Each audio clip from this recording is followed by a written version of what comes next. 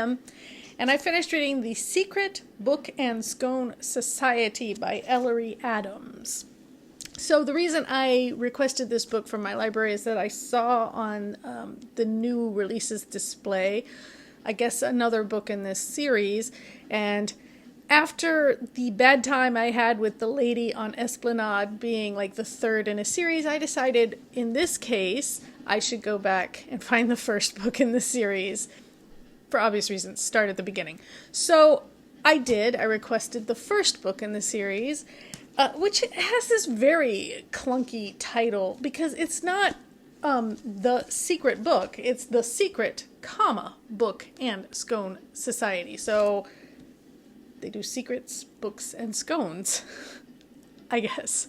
This book is set in a town called Miracle Springs. It is a small town in, I want to say, western North Carolina. And it's a town that draws people to it because it seems to have some kind of, well, it has natural springs. People come to take the waters, as they would say in the old Regency days, right?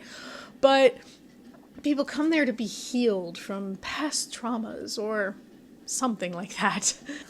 The book starts with Nora Pennington. Of course her name is Pennington because she runs the bookstore and pens, right?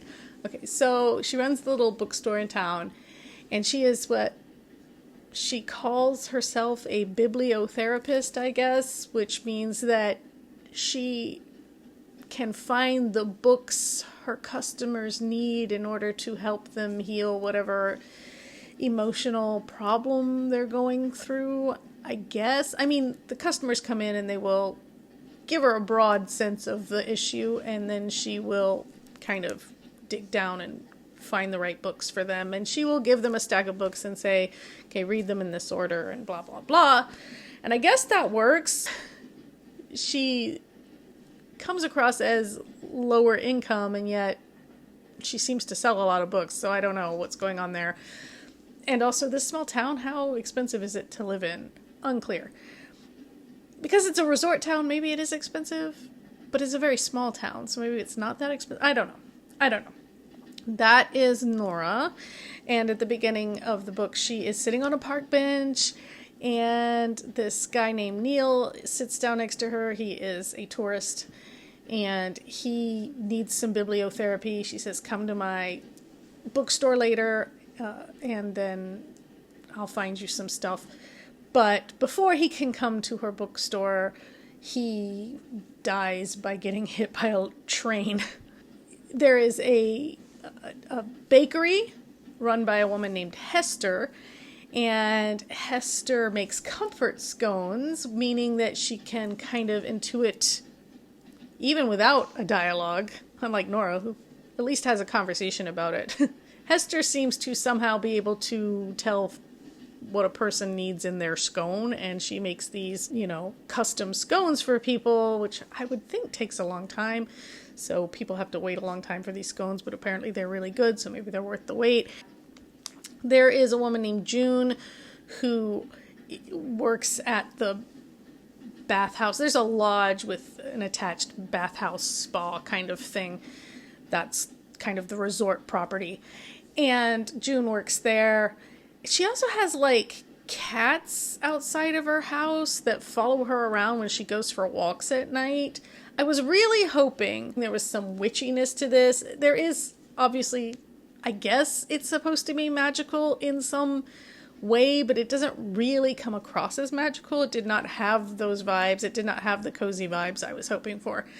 And so I was kind of hoping June would be a witch, basically, or something like that, but no. And then Estella is a woman who runs a local salon, cosmetology. She does hair and nails, I think. And yeah, I mean, she's got a bad reputation in town because she grew up there. She's desperate to get out of Miracle Springs and see more of the world, but she grew up with her mom being kind of the local loose woman, and Estella kind of gained the same reputation because she learned at a young age how to manipulate men.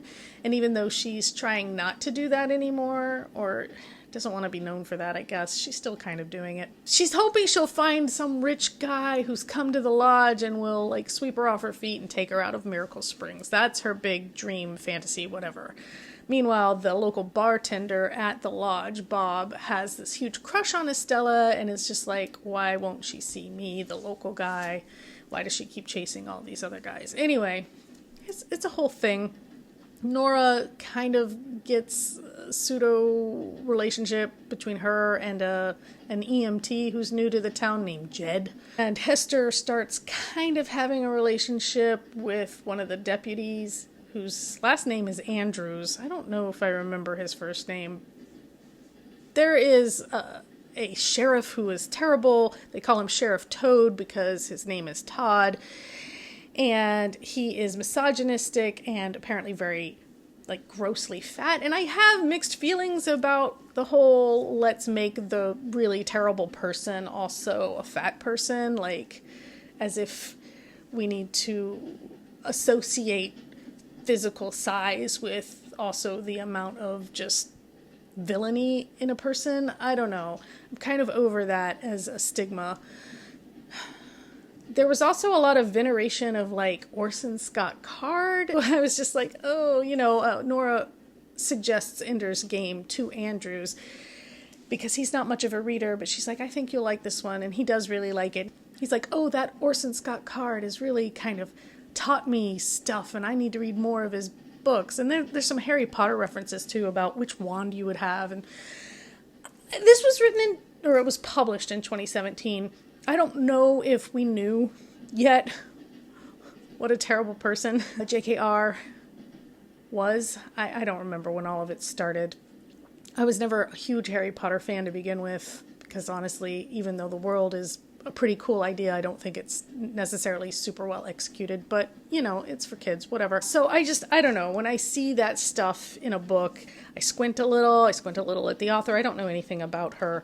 Her bio just says she's a native New Yorker and now lives in Chapel Hill, North Carolina, which, June's character was from New York and had transplanted to North Carolina after a fallout with a care home that she worked at.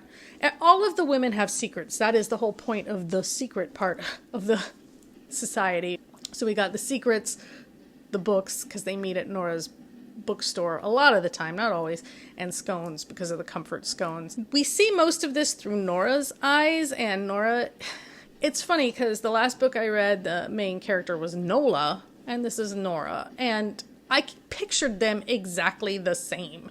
Even though Nora has, like, burns down the right side of her body from her big secret past thing. We know that she was obviously in a fire. She's got these scars. She left her life behind and came to Miracle Springs to start over and, open the bookstore. And we get, like, throughout the book, the women's secrets are sprinkled in. But Nora is the POV character.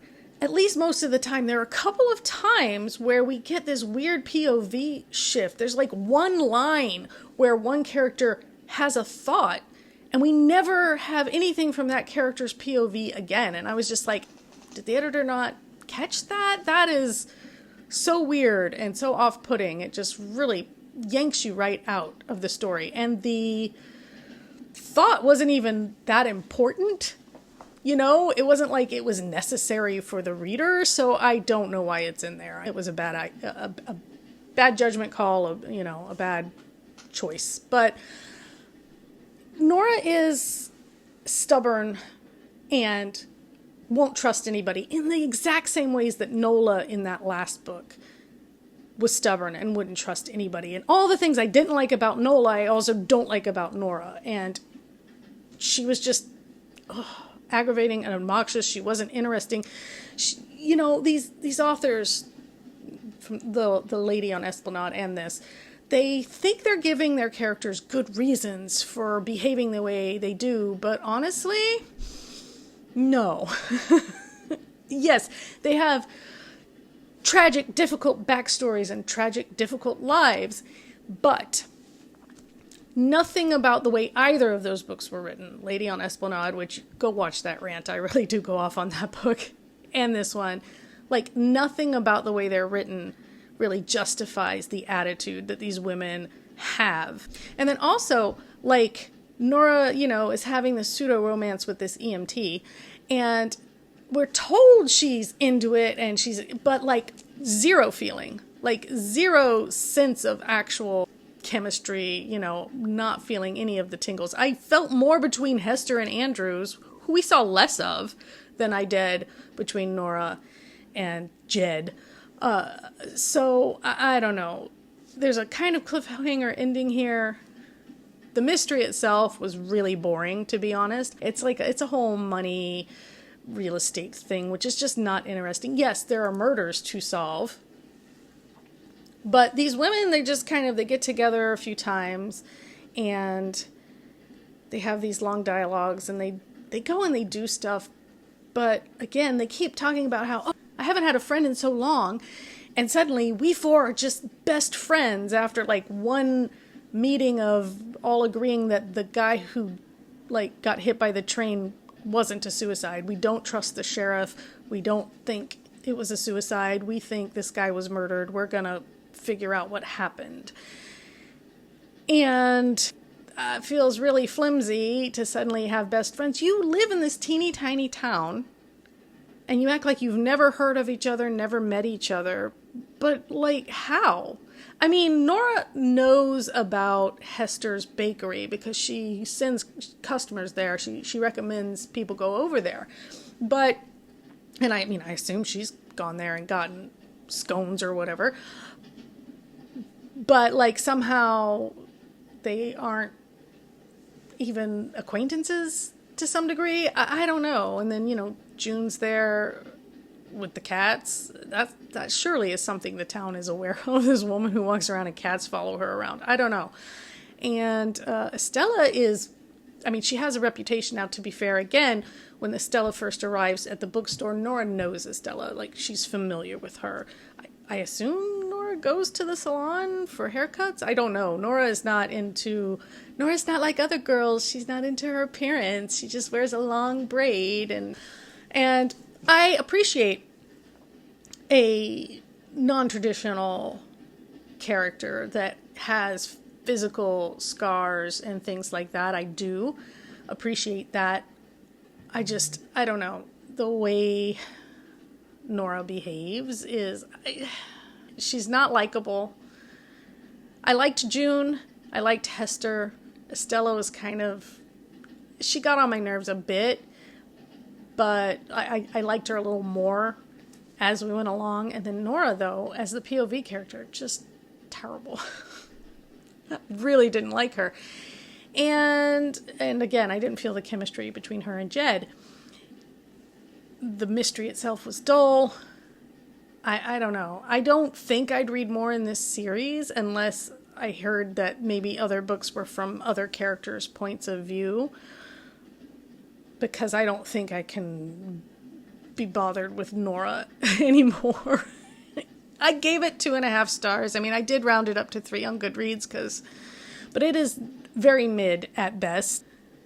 Yeah, I don't know. It was disappointing, and so I don't know. Maybe they get better as the series goes on. Apparently, there are a lot of them in the series now, and there's several other series by this author, but I don't think I love this author's writing style either. I don't know if the writing style comes from it being Nora's point of view and other books sound different because the main character is different, or if this is how she writes no matter who she's writing. Some authors are like that. If this is how she writes no matter what, it's a no from me.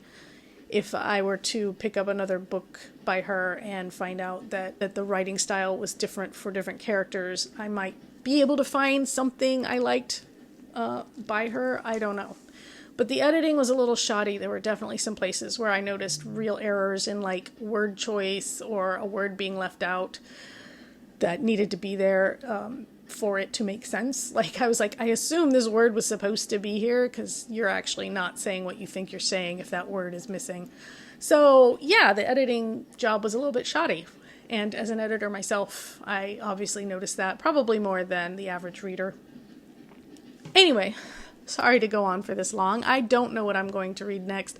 I have a pile of books, and I've been like picking up and putting down several different ones. I'm waiting for a book from the library. It's a brand new book, and I'm first in line for it after the person who has it. I was second when they had the book on order, and apparently they have the book, because now I'm first, and I assume whoever was ahead of me has the book. So I kind of am like not wanting to get too into something right now in case the book comes in, because I'm super excited to try it. And yeah, so until then, I don't know what I'm going to read. I'm supposed to go to some bookstores this weekend, and I'm going to try and behave myself, but no promises. Yes, anyway, long story short, sorry again for the ramble, but